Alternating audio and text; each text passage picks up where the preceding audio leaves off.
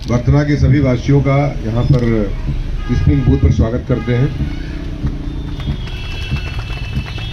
ये जनपद इटावा में, वर्तना में, अभी जसवंत नगर में भी एक पिंक बूथ बन रहा है, 2-4-10 दिन में वो भी बन जाएगा, उसका भी उद्घाटन होगा। लेकिन माननीय मुख्यमंत्री उत्तर प्रदेश सरकार के बराबर महिलाओं के स्वावलंबन, सुरक्षा और सम्मान के लिए विभिन्न प्रकार के मिशन शक्ति कार्यक्रम सन 2020 से चलते रहते हैं और बराबर चल रहे हैं। महिलाओं की बीट का चाहे आवंटन हो, महिलाएं बीट में जाती हैं, महिलाओं से पूछती हैं, कोई सरकारी योजनाएं बताती हैं, क्या क्या लाभ मिल सकते हैं। जो लड़की पैदा होती है, पैदा होने से लेकर उसके शादी विवाह तक तमाम तरह की फैसिलिटी जो सरकार देती है, उन सब की योजनाएं बताने के लिए जगह जगह पर समय समय पर चौपाल भी लगाई जाती है और लोगों को बताया भी जाता है। देखिए, जब तक आप जानकार नहीं बनेंगे तब तक आप अलर्ट नहीं रह सकते हैं। आपके साथ कोई भी अत्याचार, अनाचार या कोई ऐसी बात होती है, जब आपको जानकारी होगी, कानून की जानकारी होगी, आपके अपने अधिकारों की जानकारी होगी, तभी आप जो है निश्चित तौर से एक अच्छी नागरिकता के रूप में, अच्छे नागरिक के रूप में आपका सम्मान हो सकता है। जब आप पढ़ेंगे लिखेंगे नहीं, जब आपको जानकारी नहीं होगी, तो लोग आपको बार बार परेशान करते रहेंगे या आपकी बात को गहराई से नहीं समझेंगे, उसको हल्के में लेंगे। जो मैंने देखा है कि मैं खुद अपनी एक बात बताना चाहता हूं, जैसे कि हम लोग जब पढ़ते थे, मेरी एक बहन है, मतलब उसकी शादी हो गई। अब मेरी बहन का मतलब हम लोग वेरी शॉर्टली और बहुत ही संक्षेप में कहना चाहूँगा कि जैसे कोई चीज़ बनती थी, मान लो कोई अच्छा खाना बना, किसी महत्वपूर्ण त्यौहार पे खाना बनता था, या कोई दूध है, दही है, या कुछ खीर बनी हुई है, तो हमारी बहन में इतना त्याग था, मैं कहूँगा कि वो बहन जो है पहले कहती थी भाई खा लेंगे तभी मैं खाऊंगी और बचेगा तो खा लूंगी। ये केवल महिला में हो सकता है और हम उसमें ध्यान नहीं रखते थे, क्योंकि हम लोग भी बचपन का दौर था, उतना सेंस नहीं रहता था, तो हम लोग खा जाते थे और कभी कभी हमारे बहन के लिए शायद कुछ नहीं बचता था। तब भी वो संतोष कर लेती थी कि कोई बात नहीं, तुम लोग खा लिए, मैं खा लिया, मैंने खा लिया। ये एक महिला के अंदर ये त्याग कितना है बताइए आप। लोग मार कर लेते हैं, लड़ाई कर लेते हैं कि हमको नहीं मिला, तुम ले रहे हो, दूसरे के हिस्सा मार देते हैं। यही मैंने अभी एक कवि सम्मेलन में आया हुआ था, मैंने यही बात बोली कि लोग अपना हिस्सा तो कब्जा करते ही हैं, दूसरे के हिस्सा मारने के चक्कर पड़े रहते हैं। उसका हिस्सा कैसे मार लिया जाए तब मजा आए। मतलब ये कितनी घटिया सोच है, सोचिए आप। अरे भाई, तुम अपने, कोई लड़का सफल हो गया, हाई स्कूल टॉप कर गया, तो वो सोचते हैं किसी मुकदमे में फंस जाए तो आगे ना बढ़ने पाए। अरे तुम खुद विकास करो, उसके विकास को क्यों रोक रहे हो यार। ये मैं हमेशा कहना चाहता हूं। इसी तरह लड़कियों के साथ भी होता है। लड़कियों के साथ अभी भी मैं अपनी कहानी अगर बता रहा हूं, तो हमारी बहन को क्या हुआ कि इंटर के बाद शादी कर दो भाई, उसकी शादी, उसके बाद क्या करेगी वो, शादी कर दो उसकी। ये जो सोच है, यही माननीय मुख्यमंत्री चाहते हैं कि ना हो, कि लड़की पढ़े भी, आगे बढ़े, अपने पैरों पर खड़ी हो और लोगों के सामने ऐसी नजीर प्रस्तुत करे कि लोग निश्चित तौर से जाने कि महिला भी कुछ आपसे कम नहीं, आपसे आगे बढ़कर है। यही मैं चाहता हूं। ये जो पिंक बूथ है एक ऐसा सिंबल है, ऐसी आपकी ताकत का सिंबल है। कई बार ऐसा होता है कि तमाम, जैसे कि हेल्पलाइन नंबर बहुत बने हुए हैं, माननीय मुख्यमंत्री की हेल्पलाइन है 1076 है, चाइल्ड हेल्पलाइन 181 है, 1090 है महिलाओं की हेल्पलाइन, आप जानती होंगी अच्छी तरह से। 112 जो है इमरजेंसी सेवा है, आपके दस्तक, आपके घर पे 8 मिनट के अंदर पुलिस पहुंच जाएगी अगर आप कॉल करती हैं। लेकिन ये भी मैं कहता हूं कि हमेशा सही समस्या हो तभी कॉल करिए, अनावश्यक किसी को परेशान करने की नीयत से ये कॉल नहीं करना चाहिए। कई लोग अपनी दुश्मनी निकालने के लिए पुलिस बुला लेते हैं, तो ऐसा काम न करें। और कुछ ऐसे कंप्लेन करते हैं जिसका कंप्लेन का कोई मतलब नहीं होता है कि सर हम सो रहे हैं, उनका कुत्ता भूख रहा है, हम नहीं सो पा रहे हैं, तो ऐसा भी कंप्लेन ना करें कि हमारी सर भैंस नहीं मिल रही है, हम खुदवा दीजिए आप। ये काम के लिए पुलिस नहीं बनी हुई है, ठीक है।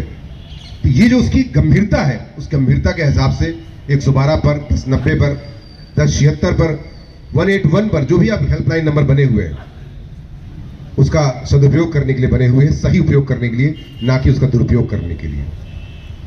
सही बात यह है कि महिलाओं की शक्ति के लिए तमाम कार्यक्रम जो चलाए जाते हैं, तमाम शिक्षा दीक्षा उनकी आईपीसी सीआरपीसी बताई जाती है।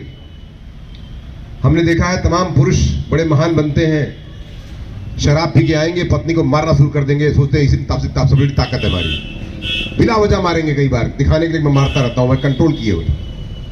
भाई ऐसा कंट्रोल नहीं चाहिए यार, ऐसे व्यक्ति से बात करना बंद कर दीजिए। आप कंप्लेन करिए, हम चाहते हैं आपका परिवार ना बर्बाद हो, ये भी हम चाहते हैं।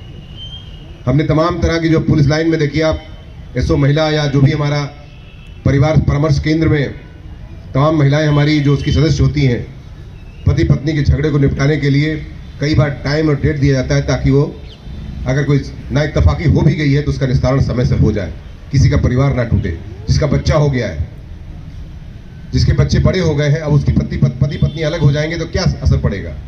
तो हम लोग चाहते हैं कि ऐसा ना हो। पुलिस बहुत सहयोग करती है, जब एकदम अंतिम हो जाता है कि एकदम से नहीं होगा, तभी हम लोग परिवार को तोड़ने की या कुछ ऐसा करने की बात आगे बढ़ाते हुए फिर मुकदमा कायम करते हैं। तो जो सरकार की मंशा वो समझिए आप, निश्चित तौर से ये मंशा है आपको सुरक्षित भाव देने का। 11 बजे रात में भी लड़की अगर यहाँ से निकले, 12 बजे रात से भी भरथना कस्बे से निकले, तो उसे कोई माइक लंच छू ना पाए, यही हमारा उद्देश्य है। कोई इसको कमेंट ना करने पाए, कोई उसे छेड़खानी ना करने पाए, ये उद्देश्य है हमारा। इसी उद्देश्य के लिए हम इस तरह का पिंक बूथ का या कोई भी महिला सशक्तिकरण का, आप देखिए हर थाने पर महिला हेल्प डेस्क खुला हुआ है, हर थाने पर, कि कोई भी महिला की समस्या महिला सुने।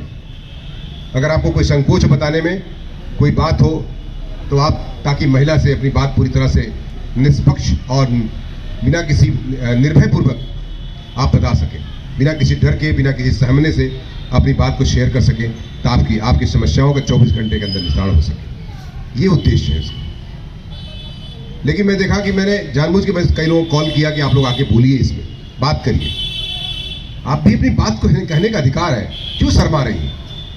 जहां शर्म होना चाहिए वहां शर्म करिए, लेकिन जहां बोलने का है निश्चित तौर से उतने बोलिए। मैं चाहता हूं कि आप बोलिए, अपने अंदर की गुबार को निकालिए कि साहब ये हमारे साथ परेशान करता है। We are ready to help you. आपको हम चाहते हैं कि आपकी हेल्प हो, लेकिन हमेशा हम चाहते हैं कि आप शिक्षित पहले होइए, क्योंकि शिक्षा एक ऐसी चीज है जो आपके कॉन्फिडेंस को बढ़ा सकती है, आपके बहुत बड़े उत्तरदायित्व को, आपके जिंदगी में अमूलचूल परिवर्तन ला सकती है शिक्षा। आप पढ़िए, सरकारी योजनाओं को तभी जानेंगी जबकि आप शिक्षित होंगी। एक लड़की को अगर, जो माँ बाप बैठे हुए हैं यहाँ पर, गार्जियंस बैठे हुए हैं, अपनी लड़कियों को, अपने बच्चों को जरूर पढ़ाएं, जितना पढ़ा सकते हैं पढ़ाएं। और देखिए भारत के भविष्य में कितनी लड़कियां निर्माण कर रही हैं। भारत की लड़कियां भारत के भविष्य का निर्माण कर रही हैं।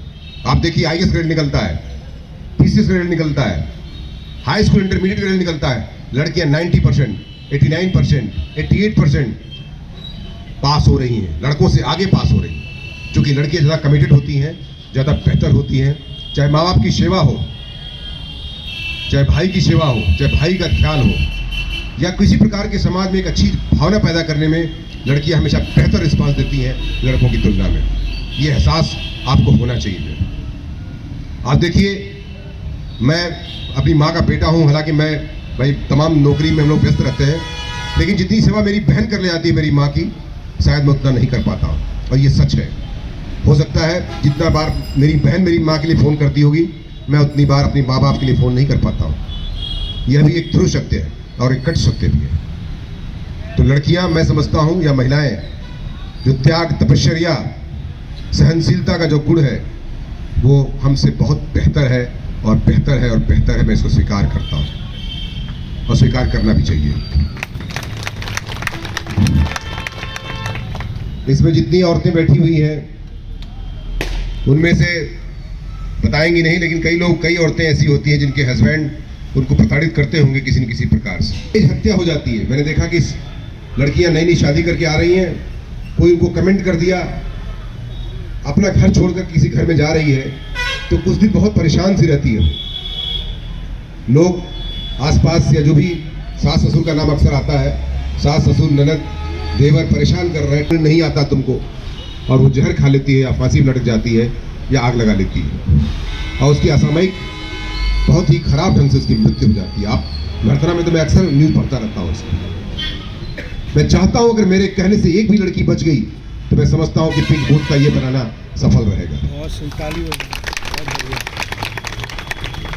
लड़की किस लिए बनी है बताइए, किसकी कितने परिवारों को सजाती है वो, लेकिन उसकी थोड़ी सी भावनाओं की कदर करिए।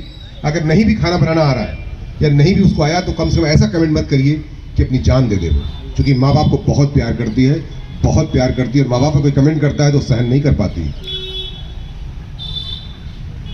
इसलिए तमाम योजनाएं हैं, दहेज प्रतिरोध अधिनियम बना हुआ है, डाउरी एक्ट बना हुआ है, अत्याचार अधिनियम बने हुए हैं, और आपकी दहेज हत्या के लिए भी ऐसी सजा होती है दहेज हत्या में कि परिवार का परिवार बर्बाद हो जाता है। इसलिए किसी लड़की की किसी भी कीमत पर दहेज के लिए हत्या नहीं होनी चाहिए। उसको प्रताड़ित ना करें कि वो आत्महत्या कर ले। ये मैं अवश्य कहना चाहूँगा आप लोगों के माध्यम से, और एक एक व्यक्ति तक अगर ये बात पहुँचती है तो निश्चयतः मैं मानूंगा कि ये पिंक बूथ सफल रहेगा भरतरा के, जिसके उद्देश्य से हम लोग यहाँ पर आए हुए हैं। बाकी सुन के चले मत जाना है, एक एक कान से सुना और दूसरे कान से फिर निकल गया, ऐसा नहीं करना है। मैं चाहता हूं कि आपके अंदर मैं संवेदनशीलता बढ़ाऊं ताकि आप लोग जन सहयोग के लिए आगे आए। और जितने भी भरतरा के लोग यहाँ खड़े हैं, मैं जानता हूं कि बहुत व्यस्त इस समय मार्केट का टाइम है, लेकिन जितने लोग सुन रहे हैं, जितने बिजनेसमैन हैं, व्यापारी हैं, काम करने वाले लोग हैं, कई तरह के लोग हो सकते हैं, ये जा करके अपने घर परिवार में अगर ये मैसेज देंगे तो I will be highly thankful to all of you. इसमें निश्चित तौर से एक अच्छे समाज का निर्माण कर सकते हैं, एक अच्छे भरतरा का निर्माण कर सकते हैं, एक अच्छे इटावा उत्तर प्रदेश का निर्माण कर सकते हैं आपके माध्यम से। कौन चाहता है कि विनाश हो? जिस घर में औरत का सम्मान नहीं होता उस घर में विकास नहीं हो सकता, मैं ऐसा समझता हूं, और ऐसा समझना भी चाहिए कि औरत का सम्मान नहीं करेंगे, इज्जत नहीं करेंगे आप घर में। देखिए औरत की इज्जत करिए, आपको कितना इज्जत देती है वो, आपसे 200 गुना इज्जत देती है आपको अगर आप उसका सम्मान करिए। तो क्यों स्कूल जाते समय छेड़ते हैं, क्यों जब उस कोचिंग जाती है उसको कमेंट करते हैं, शाम को मार्केट निकलती तो क्यों टीच करते हैं? अपने बच्चों में ऐसे संस्कार दीजिए, लड़का लड़की जो ही पैदा हो ऐसे संस्कार दीजिए कि किसी लड़की पर वो आंख उठा के या कोई प्रकार का कोई ऐसा गलत उद्देश्य या गलत नियत से उसकी तरफ ना देखे, ना उस पर कमेंट करे। जो है ये होगा एक अच्छे भरतरा और अच्छे उत्तर प्रदेश का निर्माण हुआ। आप हम समझते हैं कि आप जब माँ बाप से बड़ा संस्कार कौन दे सकता है, और यह भी मैं कहता हूं कि माँ बाप से बेहतर भी कोई नहीं हो सकता है। भले मैं लड़का लड़की जब भी स्कूल कॉलेज में जाता हूं, कई बार ऐसा होता है कि लड़के लड़कियां इंस्टाग्राम, इंटरनेट, फेसबुक या तमाम तरह के जो इंटरनेट की सोशल मीडिया बनी हुई है उसके चक्करों में, अपने फ्रेंड्स के चक्कर में आकर के अपना घर छोड़ के चली जाती है। कई बार ऐसा होता है, वो सोचती है माँ बाप जो डांट रहे हैं मुझे वो गलत कर रहे हैं, और जो दोस्त कह रहा है मेरा, जिसको आप जानती भी नहीं कायदे से कि आप कौन है आदमी, वो केवल झूठा अपना आइडेंटिटी कार्ड बना करके, आईडी बना करके वो आपको जो है क्या कहते हैं भ्रमित कर सकता है। कई बार लड़कियां उसके चक्कर में दिल्ली चली जाती हैं, बॉम्बे चली जाती हैं, या अपना शहर छोड़ करके ग्वालियर, भिंड, आगरा, नोएडा चली जाती है और बर्बाद होके आती है। आप वो क्या समझते हैं? माँ बाप आपको थोड़ी देर के लिए डांट सकते हैं, लेकिन आपका सम्मान तो हमेशा करना चाहेंगे ना, आपकी इज्जत हमेशा आपके भविष्य के निर्माण के लिए हमेशा तत्पर रहते हैं। इसलिए माँ बाप गुरु का हमेशा सम्मान करिए। इसलिए निश्चित तौर से किसी के चक्कर मत आइए। कोई बाहर बैठा हुआ आदमी निश्चित तौर से आपसे माँ बाप से बेहतर तो नहीं हो सकता ना, भले आपके माँ बाप थोड़ी देर डांट रहे हो। इसलिए मैं ये कहता हूँ कि अपने माँ बाप का आप सम्मान करिए और माँ बाप अपने बच्चों का सम्मान करें, इज्जत करें, तभी एक सामाजिक समरसता का अच्छा भाव होगा और समाज में अपराध कम होगा और इस तरह के अत्याचार कम होंगे।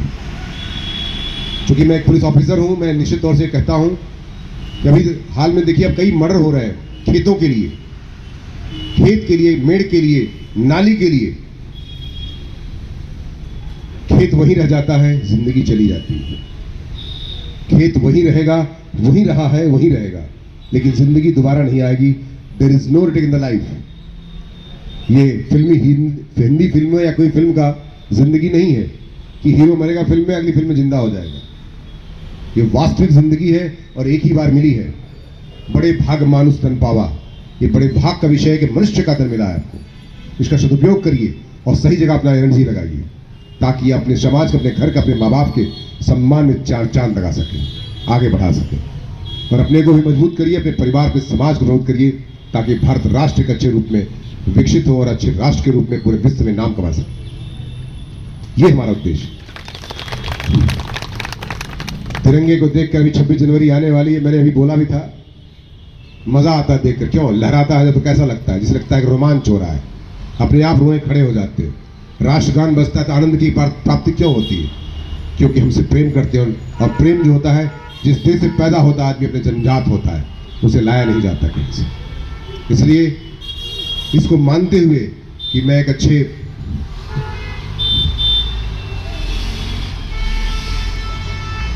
ये मानते हुए कि ये पिंक बूथ जब आज यहाँ पर खुल रहा है, इसमें महिलाएं बेतकल्लुफ, अभी मैं इसकी नियुक्ति भी करूंगा। इसमें एक चौकी इंचार्ज महिला नियुक्त करूंगा और महिला स्टाफ नियुक्त करूंगा। आज ही आदेश कर दूंगा मैं इसके लिए। अभी चौकी तो खुल गई लेकिन इसमें स्टाफ नहीं है, तो अभी क्या फायदा जब चौकी खुल गई आदमी ना रहे।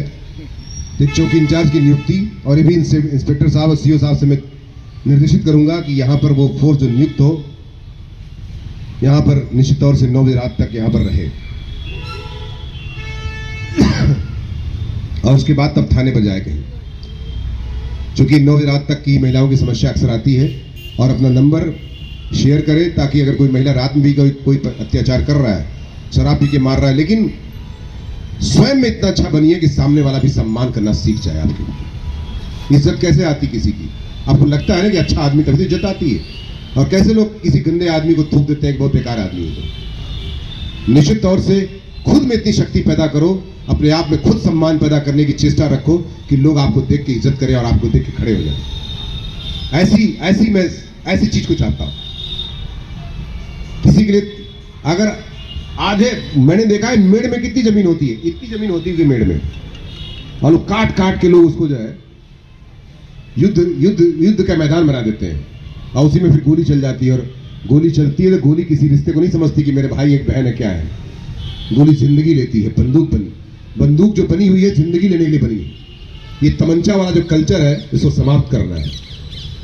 उसके जगह से जो है भाई बहन के धागे वाला रिश्ता बनाना है, ताकि वो धागे अच्छे रिश्ते का सम्मान कर सकेंगे। आप ऐसे उत्तर प्रदेश के इस इटावा जनपद में ये जो तमंचा वाला मामला है, इसको दूर करते हुए मैं समझता हूं कि एक अच्छे भातृत्व भाव का, एक अच्छे कल्चर का निर्माण करते हुए हम आगे बढ़ेंगे। और इस पिंक बूथ का जिस उद्देश्य के लिए बनाया गया है, उस उद्देश्य की पूर्ति के लिए whatever the best possible steps we can take, we will proceed accordingly। हम उसी हिसाब से चलेंगे और उसी हिसाब से प्रोसीड करेंगे। मैं ऐसा समझता हूं कि आज ये भले बहुत कम लोग आए हुए हैं, लेकिन मैं समझता हूं कि एक एक आदमी 1 करोड़ के बराबर है, और जाके पूरे इटावा शहर से लेकर के या इसके आसपास के लोग भी, रिश्तेदारियों में भी अपने इस भाव को फैलाएंगे कि लड़कियों का सम्मान करिए। निश्चित तौर से एक अच्छा भविष्य जो है सुनहरी रेखाओं के साथ आपका इंतजार कर रहा है।